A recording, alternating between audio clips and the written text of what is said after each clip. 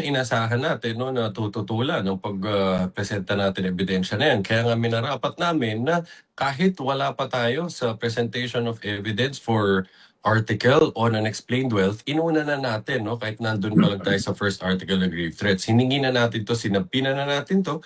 So, dahil doon, nakapag-sumite na kahapon itong mga dokumento. So, huge part of that, no, yung pwedeng ma-delay, na iwasan na natin. Dahil na nauna natin, nandito na yung karamihan sa mga dokumento. No, pagkatapos yan, pwede nang simulang suriin no, ng prosecution para handa kami pagdating na ng panahon na magpipresenta na kami ng ebidensya para sa unexplained wealth.